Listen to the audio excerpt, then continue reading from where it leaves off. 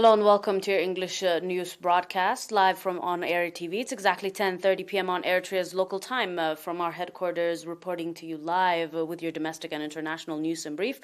I am Zahra Badouri, but first we'll begin with your major headlines for this broadcast. An announcement from the Ministry of Health.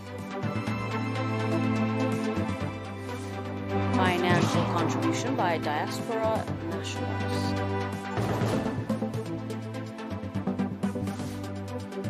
On your international, NATO cannot meet Russian demands in Munich.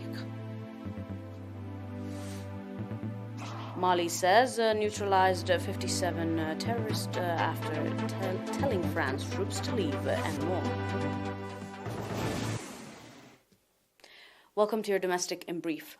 4 patients have been diagnosed positive for COVID-19 in tests carried out today at testing stations and quarantine centers in Diaspora and northern Red Sea region.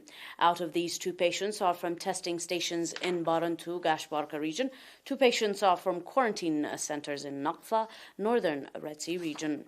On the other hand, 4 patients who have been receiving medical treatment in hospitals in the central region have recovered fully and have been discharged from these facilities. The total number of recovered patients has accordingly increased to 9,555, while the number of deaths stands at 103. The total number of confirmed cases in the country to date has increased to 9,687. Ministry of Health, Asmara, 19th February 2022.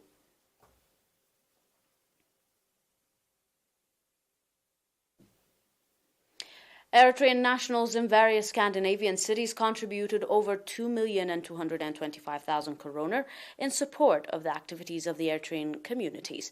According to the Eritrean embassy, nationals in Sweden contributed 1,500,000 koroner, nationals in Norway 530,000 koroner, and nationals in Denmark 160,000 koroner.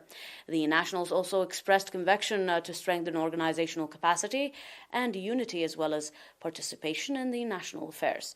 The Eritrean Nationals Committee in the Scandinavian countries, commanding the support extended by the nationals, called for reinforced participation and contribution for better outcome.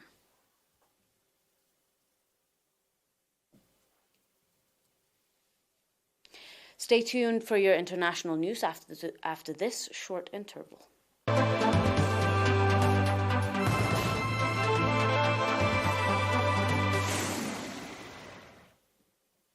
And on your reports on the international line, Moscow is confronting NATO with demands. It knows the alliance cannot meet NATO Security General Jens Stoltenberg said at the Munich conference, adding that there are no signs of a Russian withdrawal from the border of Ukraine and that the risk of a conflict was real.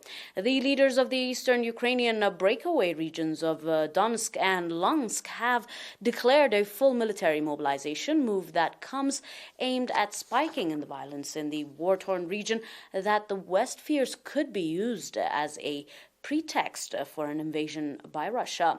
Russia's President Vladimir Putin said he will oversee major military drills along Ukraine's border on Saturday, while Ukraine's President Vladimir Zelensky is headed to Europe to drum up support.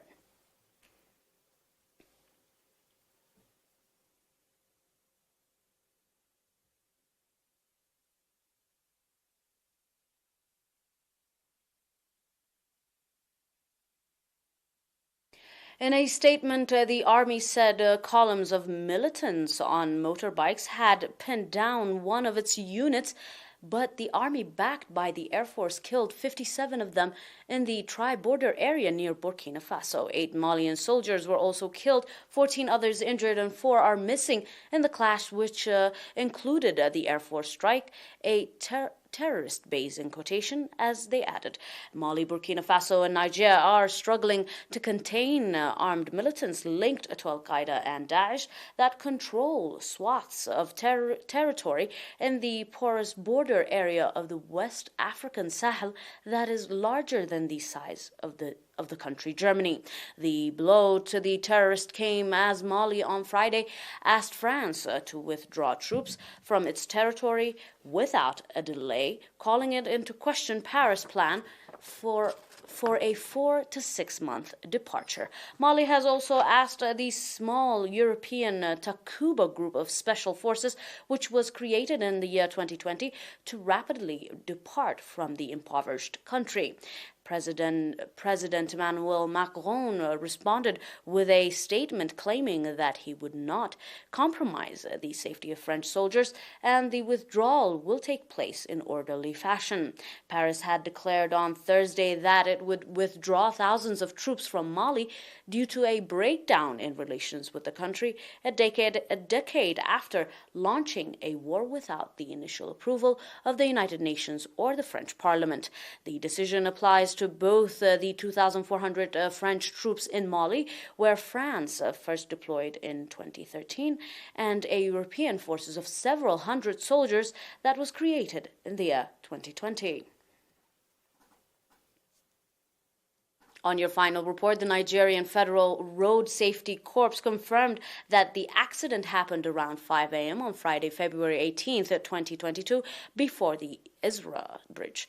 The spokesperson for the FRSC in Ogun, Florence Coupe, said 14 of the bodies were burnt beyond recognition, adding that the FRSC was able to identify only 3 people. Coupe said that the total number of people involved is not ascertained, but a total of 17 bodies killed have been identified, those being 1 male, 1 female, and 1 female child, while others were burned beyond recognition and no injuries sustained. She added that the tanker had a head-on collision with a Mazda bus marked ZT 728 KLD. Preliminary investigations show that the route violation and dangerous driving had caused the accident. Dear viewers, that is all for now with your domestic and international news in brief. Until we are back with some more news, stay and enjoy the rest of our programs. But until then, these are your major headlines for this broadcast in review. On your primary domestic, an announcement from the Ministry of Health. Financial contribution by the nationals